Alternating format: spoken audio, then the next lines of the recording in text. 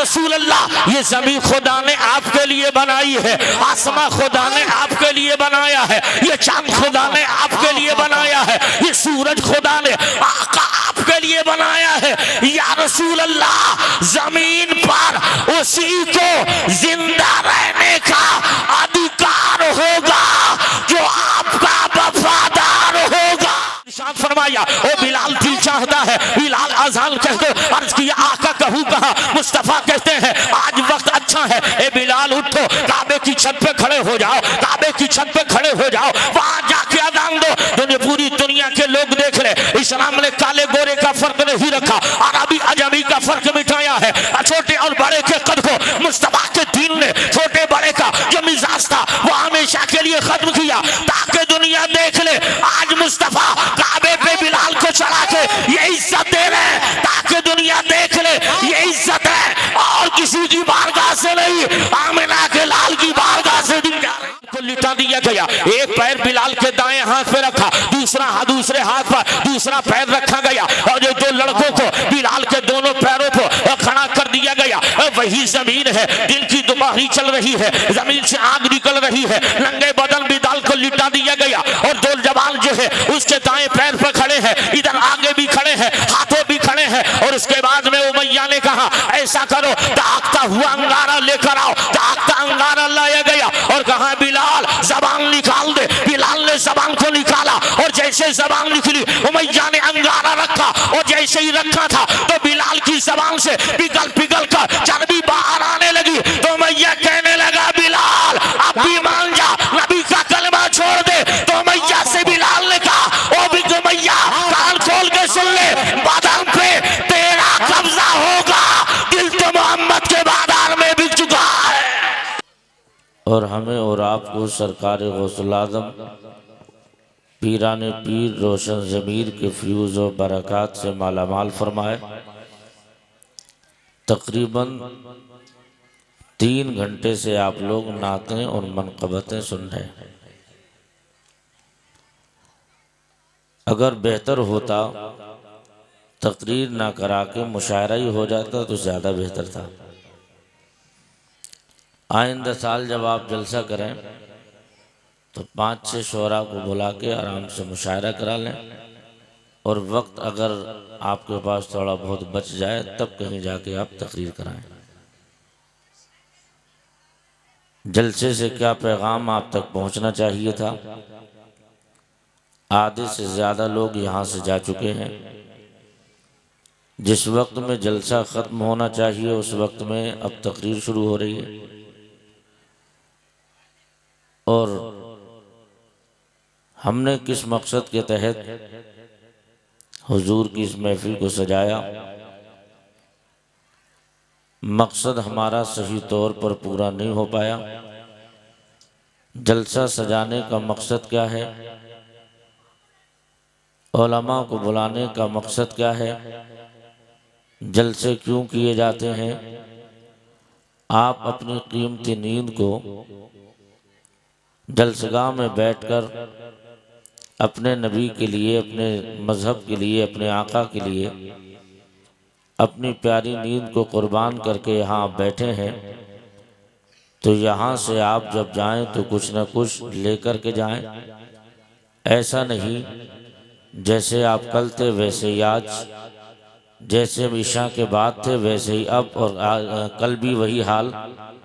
तो मैं समझता हूँ जलसे का कोई मकसद नहीं है।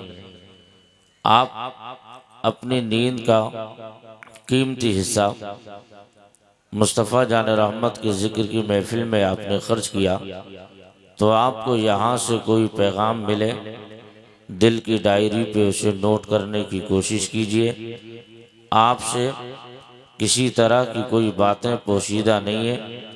सोशल मीडिया का दौर है, कब कहाँ क्या हो रहा है, पल पल की अपडेट आपके हाथों में मोबाइल के ज़रिए पहुँच रही है, आप देख रहे हैं। आज हमारे मुल्क के हालात किस कदर बद से बदतर होते जा रहे हैं, और मैं आपसे पूरी जिम्मेदारी के साथ इन अपने ज़िम्मेदार उलमा और शोरा की मौजूदगी में आपसे मैं अर्ज़ कर रहा हूँ, आज हम किस दहाने पर खड़े हैं हमें इस चीज़ का एहसास नहीं है। कल भी हम हंस रहे थे, आज भी हम हंस रहे हैं। कल भी हम मुस्कुरा रहे थे, आज भी मुस्कुरा रहे हैं। कल भी हमारे यहाँ पे हंसी और ठिट्ठे थे, आज भी वही माहौल है। मैं आपसे कहता हूँ आंखें खोलने का अब वक्त आ गया है।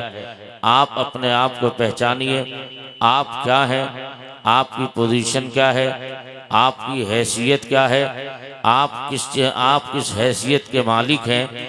आप अपने आप को पहचानें। आप वही हैं जिसके लिए अल्लाह रब्बुल इज़्ज़त जल्ला मजदहुल करीम ने कुंतुम खैरा उम्मतिन उखरिजत लिन्नास का ताज ज़र्रीन आप ही के सर पे सजाया है। वलक़द कररमना बनी आदम का ताज अल्लाह ने आप ही के लिए सजाया है।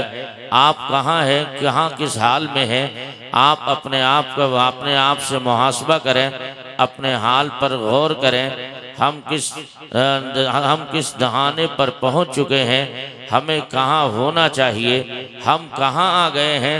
आप देख रहे हैं रोज़ाना मुस्तफ़ा जान रहमत और इस्लाम पर अंगुश्त नुमाई करने वाले, ज़बान खोलने वाले रोज़ाना ज़बानें खोल रहे हैं। और हमें कभी भी हमारे खून के अंदर बिल्कुल भी गर्मी पैदा होने का नाम नहीं ले रही है, बल्कि हकीकत ये है गैरों से जितना नुकसान इस्लाम को पहुंच रहा है उससे कहीं ज़्यादा इस्लाम का नुकसान हम मुसलमान खुद पहुंचा रहे हैं। आप कभी तन्हाई में गौर करें, आपको पता चलेगा। मैं आपसे पूरी जिम्मेदारी के साथ पूछना चाहता हूँ, आप मुस्तफ़ा जाने रहमत का कलमा पढ़ते हैं, मैंने भी नबी का कलमा पढ़ा है, आप भी अपने आप को मुसलमान कहते हैं। आप बताइए तो सही, इस्लाम को हम तक पहुँचाने के लिए पैगम्बर आदम ने कितने मसाइब का सामना किया। मुस्तफ़ा जाने रहमत के चहीते आशिकों ने इस्लाम के तहफ़्फ़ुज़ और उसकी बका के लिए अपनी जान को जान नहीं समझा, अपने माल को माल नहीं जाना, अपनी ज़िंदगी को ज़िंदगी न समझा। सब कुछ इस्लाम के तहफ़्फ़ुज़ और उसकी बका की खातिर उन्होंने अपने सब कुछ को इस्लाम के लिए कुर्बान कर दिया। आपसे पूछ रहा हूँ, आप ये बताइए, आपने इस्लाम के लिए कौन से अपने बेटे की कुर्बानी दी है? आपने इस्लाम के लिए कौन सा आपने अपना जवान बेटा निछावर किया है? आपने इस्लाम के लिए कितने दिन पेट पर पत्थर बांधे हैं? आपने इस्लाम के लिए कितने दिन भूखा रहना गवारा किया है? आप तो कल भी हंस रहे थे, आज भी हंस रहे हो। कल भी ठट्ठे का माहौल तुम्हारे यहाँ था, आज भी वही माहौल है। कल भी हंसी ठट्ठे चल रहे थे, आज भी वही माहौल है। कल भी तुम गली गलियारों में टहल कर अपना कीमती वक्त बर्बाद कर रहे थे, आज भी वही माहौल तुम्हारे दरमियान पाया जाता है। ए लोगों, मुस्तफ़ा जाने रहमत सल्लल्लाहु अलैहि वसल्लम का कलमा पढ़ने वालों, आपसे हसनैन रज़ा मंजरी पूछ रहा है। आप इसलिए मुस्तफ़ा जाने रहमत ने पेट पर पत्थर हमारे लिए बांधे, आका ने अपने ऊपर कूड़ा हमारे लिए डलवाया, पैगंबर आदम अलैहिस्सलाम ने खंदक हमारे लिए बर्दाश्त की, ताइफ के मैदान में पैगंबर की एड़ियों पे पत्थर मारे गए, मुस्तफ़ा जाने रहमत की पाकीज़ा एड़ियों से खून निकला, पैगंबर की दोनों नालैन मुस्तफ़ा जाने रहमत की खून से भर गई। मैं आपसे पूछ रहा हूँ, आपने इस्लाम के लिए क्या बर्दाश्त किया है? आपने इस्लाम के लिए क्या किया है? आप इस्लाम को क्या दे रहे हैं? और नारे पे नारा ये लगाया जाता है, देखो देखो नबी की शान, बच्चा बच्चा है कुर्बान, देखो देखो नबी की शान, बच्चा बच्चा है कुर्बान। आप क्या कर रहे हो, क्या दे रहे हो? मैं आपसे कहने लगा हूँ, मेरे इस्लाम के मुकद्दस यालो, आज तुम्हें पला पला या इस्लाम मिला है जिसकी बुनियाद पर तुम्हें एहसास नहीं है। इस्लाम के लिए कुछ दिया होता तब तुम्हें पता चलता कि किस तरीके से इस्लाम हम तक पहुंचा है। आपने इस्लाम के लिए दिया क्या है? अगर तुम्हें कीमत जाननी है, उस किसान से पूछ लो जिसने 6 महीने तक खेती में रह करके रात दिन एक कर दिया हो, न जिसने दिन को दिन जाना हो, न जिसने रात को रात जाना हो, बल्कि खेतों में मसरूफ रहा और इस उम्मीद पर था जब फसल तैयार हो जाएगी उसे काट कर अपने घर लाऊंगा, बेचकर अपने तमाम दुनिया के खर्चे पूरे कर लिए जाएंगे। लेकिन इधर फसल तैयार हुई, आखिर पकी फसल पर अल्लाह की जानिब से किसी ऐसी नागहानी का नुज़ूल हो गया जिसके सबब सारी फसल तहोबाला हो गई, सारी फसल नीस्त तो नाबूद हो गई। किसान सीना पकड़ के बैठ गया और बैठ करके लोगों ने पूछा, ओ भाई सीना पकड़ने की जरूरत क्या है? तब वो किसान जवाब देने लगा, अगर सीना मैं ना पकड़ूंगा तो कौन पकड़ेगा? किसानी मेरी बर्बाद हुई है, खेती मेरी बर्बाद हुई है, अगर मैं ना पढ़ूंगा तो कौन रोएगा? मैं आपसे कह रहा हूँ लोगों, आप इस्लाम के लिए क्या दे रहे हो? जिन्होंने इस्लाम के लिए दिया है आज इस्लाम पे अंगुश्तनुमाइयां हो रही है, जिन्होंने इस्लाम के लिए जाने दी है आज इस्लाम का पला पलाया, ये शजर हमारे हाथ में है, लेकिन हमें इस चीज का एहसास नहीं है। हम कल भी ख्वाबे खरगोश के मजे ले रहे थे, आज भी ख्वाबे खरगोश के मजे ले रहे हैं। याद रख लेना मुसलमानों, यह इस्लाम हम तक आसानी से नहीं आया, बल्कि इस्लाम को हम तक आने के लिए हजरत बिलाल की हिस्ट्री का जायजा ले लो। आका का चहीदा गुलाम है, हफ्सा का रहने वाला है, ऐसे उमैया के करीब आया, उमैया ने बुलाया और बुला करके कहा, तमाम लोगों ने मशवरा दिया, ऐ उमैया गुलाम तेरा है, कलमा मोहम्मद का पढ़ता है, खाता तेरे यहाँ है, बातें मोहम्मद की करता है, वह पैसा तुझसे लेता है, गीत मोहम्मद के गाता है, ऐसा है ना? ऐसे दर्दनाक सजा दी जाए ताकि लोगों के लिए निशान इबरत बन जाए। जब ये हालात देखे गए तो उमैया ने बिलाल को बुलाया और बिलाल से कहा, बिलाल अब भी वक्त है मान जा, नबी की बातें छोड़ दे, अब भी वक्त है मान जा, मोहम्मद का कलिमा छोड़ दे, अब भी वक्त है मान जा, नबी की बातें छोड़ दे। कहा बिलाल ने, ऐसा है दिल तो अब मुस्तफा को दे ही दिया है, अब तो नबी को दिल दे ही दिया है, कहा मान जा भी वक्त है, वरना हालात बुरे से बुरे हो जाएंगे, बद से बदतर तेरे हालात हो जाएंगे। लेकिन उमैया ने तरीका अपनाया, बिलाल को लिटा दिया गया, एक पैर बिलाल के दाएं हाथ पे रखा, दूसरे हाथ पर दूसरा पैर रखा गया और जो दो लड़कों को बिलाल के दोनों पैरों पर खड़ा कर दिया गया। वही जमीन है, दिन की दोपहरी चल रही है, जमीन से आग निकल रही है, नंगे बदन बिलाल को लिटा दिया गया और दो जवान जो है उसके दाएं पैर पर खड़े हैं, इधर आगे भी खड़े हैं, हाथों भी खड़े हैं। और उसके बाद में उमैया ने कहा, ऐसा करो दागता हुआ अंगारा लेकर आओ, दागता अंगारा लाया गया और कहा बिलाल जबान निकाल दे। बिलाल ने जबान को निकाला और जैसे जबान निकली उमैया ने अंगारा रखा और जैसे ही रखा था तो बिलाल की जबान से पिघल पिघल कर चर्बी बाहर आने लगी। तो उमैया कहने लगा, बिलाल अब भी मान जा, नबी का कलमा छोड़ दे। तो उमैया से बिलाल ने कहा, ओ बिग उमैया कान खोल के सुन ले, बदन पे तेरा कब्जा होगा, दिल तो मोहम्मद के बाजार में बिक चुका है। पापा नारे तकबीर, नारे रिसालत, फैज़ाने गौसे आज़म, अज़मते बिलाल, अज़मते सहाबा इकराम, हज़रते अल्लामा मुफ्ती हसनैन रज़ा मंज़री, सरज़मीने लटूरी। क्या बात है अल्लामा साहब, लाजवाब लाजवाब, क्या कहने हैं। दिल तो मुस्तफा जाने रहमत के बाजार में बिक गया है। ये कोई ऐसा नशा नहीं जिसे तुरशी उतार दे, ये आसानी से हिलने वाला मुस्तफा जाने रहमत का गुलाम ऐसा नहीं था, बल्कि ये परेशानी उठाई जाती रही लेकिन कलमा नबी का नहीं छोड़ा। मुस्तफा जाने रहमत के चहीते ने मसाइब का सामना किया लेकिन नबी से बगावत नहीं की, मुस्तफा जाने रहमत का कलिमा नहीं छोड़ा, ऐलान करता रहा नबी का खुला।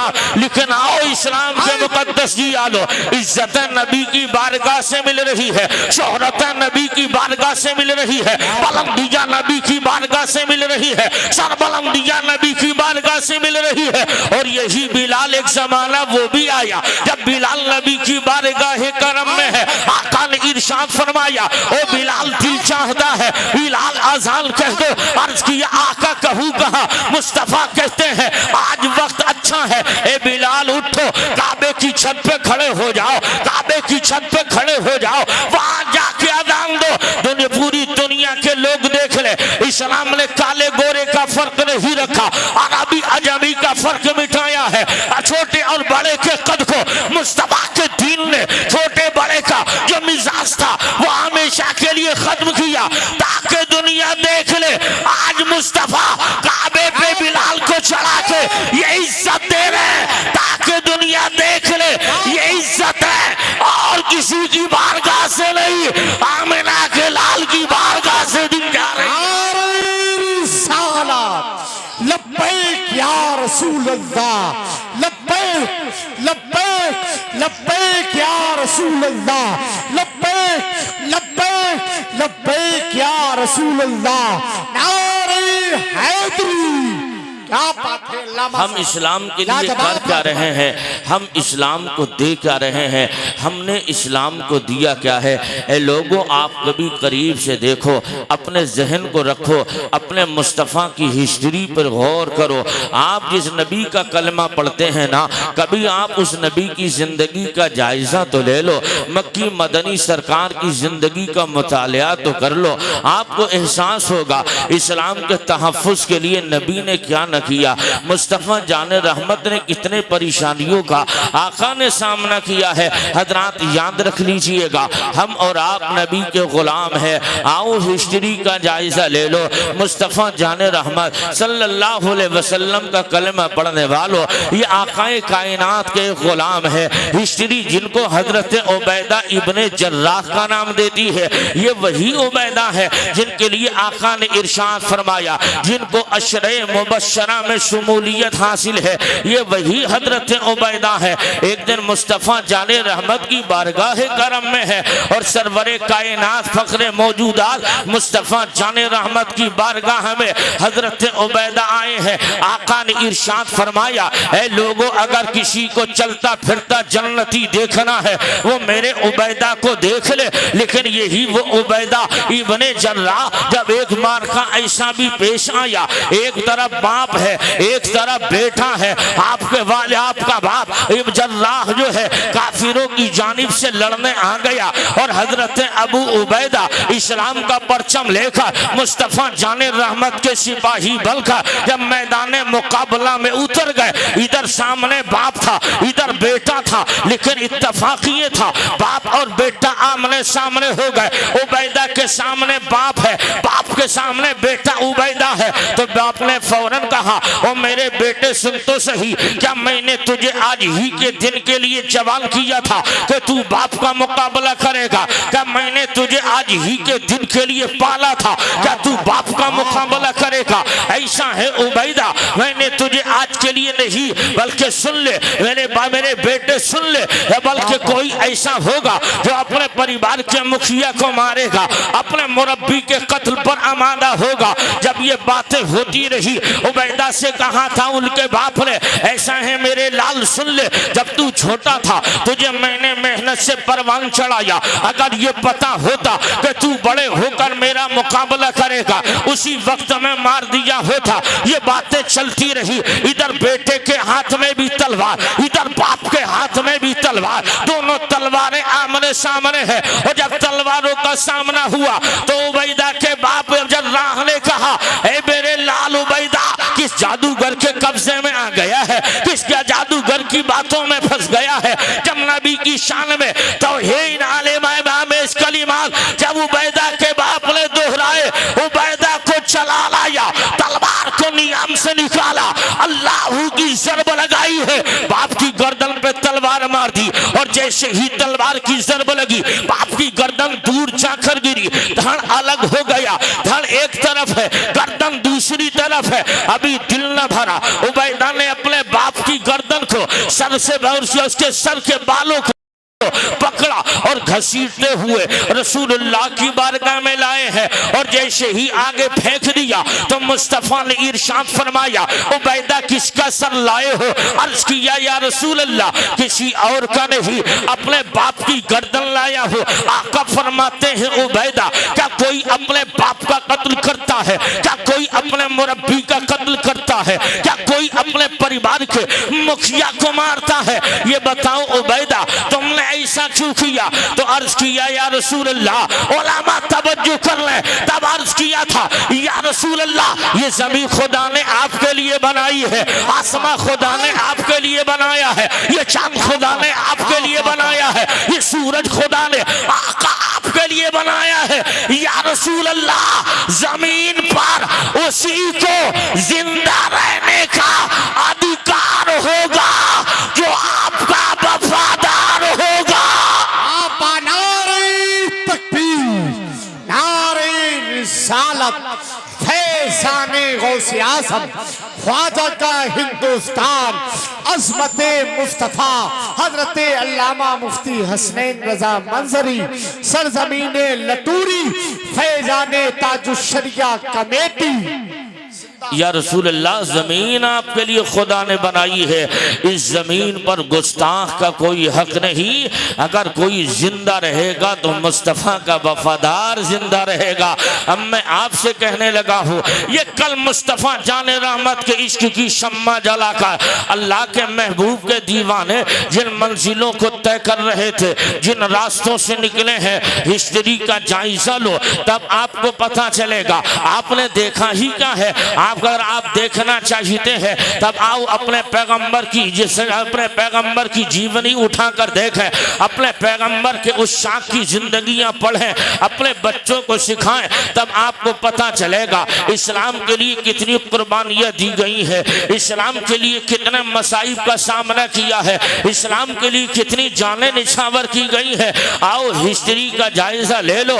आज तो मैं पला पलाया इस्लाम मिला है। आप इस्लाम के लिए कर क्या रहे हैं? आप इस्लाम के लिए दे क्या रहे हैं? आप इस्लाम के लिए आपकी कुर्बानियां क्या है? आप तो कल भी मुस्कुराते रहे, आज भी मुस्कुरा रहे हो, कल भी खड़े खड़े खाते रहे, आज भी खड़े खड़े खा रहे हो, कल भी खड़े खड़े पी रहे थे, आज भी खड़े खड़े पी रहे हो। आपकी जिंदगी में सुधार आने वाला नहीं। मैं आपसे कहने लगा, लोगों अगर सही माना में मदीने वाले के गुलाम हो, अब्दुल कादिर जीलानी की जिक्र की महफिल में आने वालों, आओ गौस की जिंदगी का वो पैकर भी देख लो। हजरात याद रख लीजिएगा, हर जमाने में बच्चे पैदा होते रहे, हर जमाने में बच्चे पैदा होते रहेंगे। बच्चों की आमद का सिलसिला कल भी चल रहा था, आज भी चल रहा है, आगे भी चलता रहेगा। बच्चे पैदा होने वाले पैदा होते रहेंगे। लेकिन याद रख लेना मुसलमानों, इसी जमीन पर ऐसे भी वालिदैन रहे हैं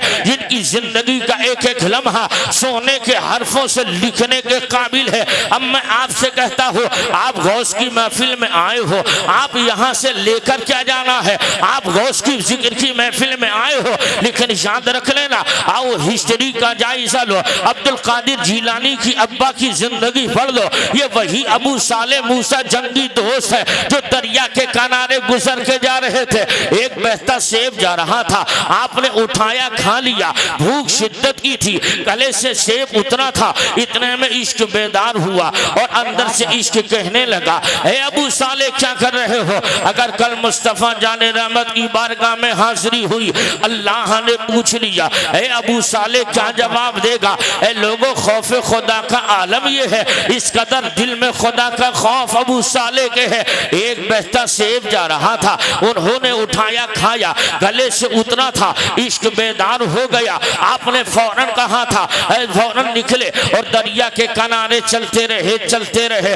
दिल में ख्याल था, जिस दरिया का, जिस बगीचे का सेब होगा, उस बगीचे के मालिक से माफी तलाफी कर ली जाएगी और उसके बाद में अगर माफी का परवाना मिल गया तो सर उठा के जिया जाएगा। लेकिन याद रखना मुसलमानों, ये बहता सेब था, इस पे किसी की मिल्कियत नहीं थी, जा रहा था तो जा रहा था। लेकिन यहाँ अल्लाह वाले यहाँ पे शरीयत में अजीमत पे अमल करते हैं, रुख मकसद पे अमल नहीं कर रहे हैं। हालांकि बह रहा था चाहे बहने बह रहा था कोई फर्क नहीं था, लेकिन खौफ किस कदर है। जैसे हल्क से उतरा और जैसे ही आगे बढ़े उस पार में दरख्त गए, उस पार में दरिया के बगीचा है। फौरन पहचान गए ये किसी और बगीचे का नहीं, इसी बगीचे का सेब होगा। अबू साले मूसा जंगी दोस्त है। जब उन्होंने ये कैफियत देखी, दरिया को पार किया और पार करना था, उस पार चले गए। उसी बगीचे में एक शेख बैठे हैं, उन शेख को सलाम मोहब्बत किया, सलाम करना था, उधर से जवाब मिला। अब एक अल्लाह वाले ने, शेख सादी ने इरशाद फरमाया, वली रा वली मी शनाशा, वली वली को पहचान लेता है।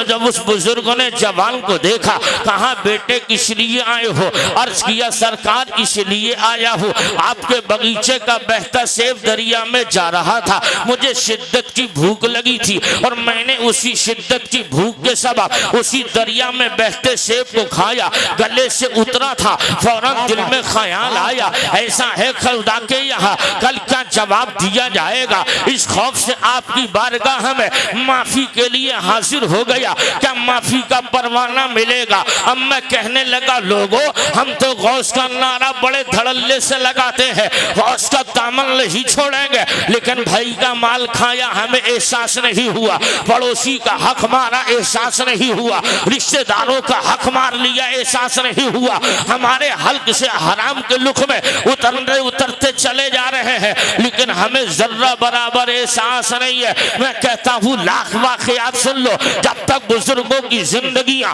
अपनी जिंदगी में शामिल नहीं करोगे इनकलाब पैदा होने वाला नहीं है। अभी अल्लाह वाला था ना, दिल में खौफ था और इस कदर खौफ के मारे खड़ा है। उधर बुजुर्ग ने चेहरा पहचाना और सोचने लगे आज तो घर बैठे शिकार आ गई है। इरशाद फरमाया जवान माफी तो दे दी जाएगी, अलबत्ता मेरे बगीचे में पानी देना पड़ेगा, मेरे बगीचे की रखवाली करना पड़ेगी। तो ये जवान कहने लगा हाँ हाँ शेख ये मंजूर है, लेकिन माफी का परवाना मिलेगा कि नहीं? कहा हाँ हाँ मिल तो जाएगा, लेकिन तुझे इतना काम करना है। एक मुद्दत मुतय्यन कर दी गई, उस मुकर्ररा मुद्दत तक अबू साले बाग की निगरानी करते रहे।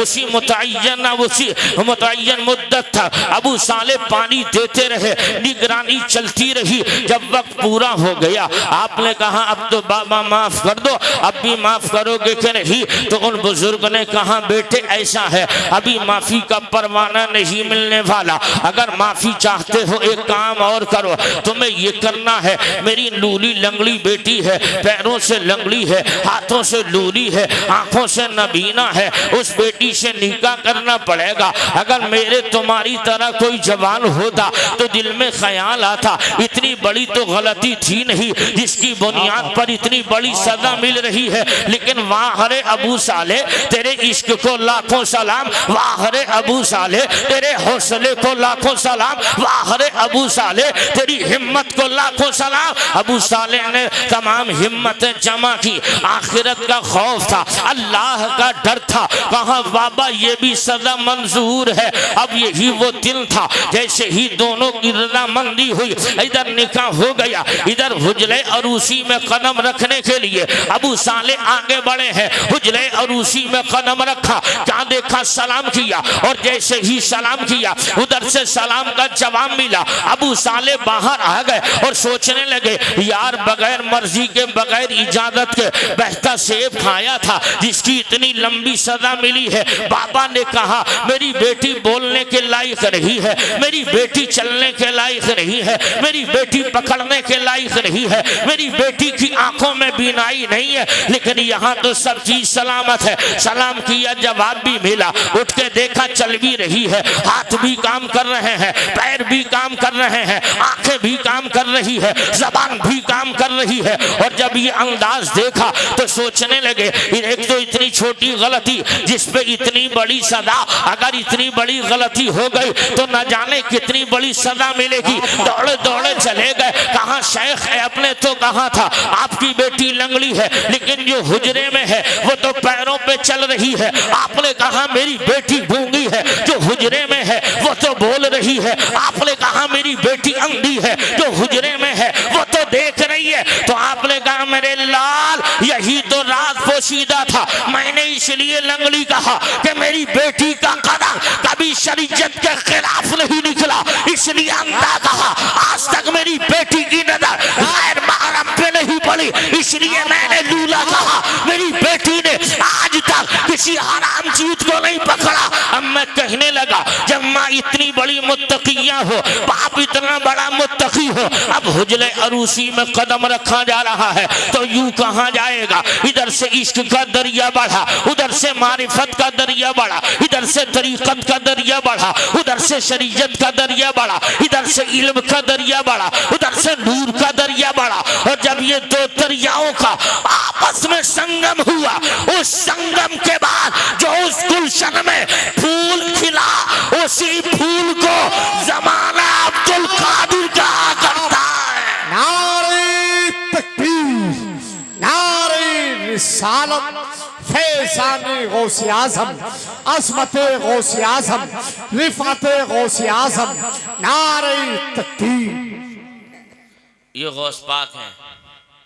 अब मुझे आप ईमानदारी से बताओ, जब बाप इतना परहेजगार हो, माँ इतनी बड़ी नेक हो, तो बेटे अब्दुल कादिर जैसे पैदा न होंगे तो कैसे पैदा होंगे। लोगों, आप गौस के जलसे में आए हो तो अपने गौस की जिंदगी के, अपने गौस की जिंदगी को अपनी जिंदगी में शामिल करने की जरूरत है। कब तक आप हंसते रहोगे, कब तक हंसी ठिट्ठे आपके यहाँ रहेंगे। कभी आप तन्हाई में गौर तो करें, आप कितने मारे जा रहे हैं फिर भी आपकी हंसी नहीं रुक रही है, कितने काटे जा रहे हैं आपके भाइयों की, आपकी छोटी छोटी बच्चियों की, आपकी बहनों की इस्मतें बरसरे मैदान नीलाम हो रही हैं।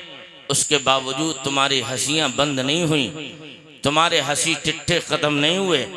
या तो रगों का खून ठंडा पड़ गया, अगर गर्म है लहू आपका तो आपके लिए मेरे आका ने इरशाद फरमाया, एक मोमिन दूसरे मोमिन का इस तरीके के रिश्ते हैं जैसे बदन दो हो रूह एक हो, या एक रूह दो बदन दोनों जुड़वा। आप अंदाज़ा तो लगाएं, मुस्तफ़ा जाने रहमत का कलिमा पढ़ने वालों, आओ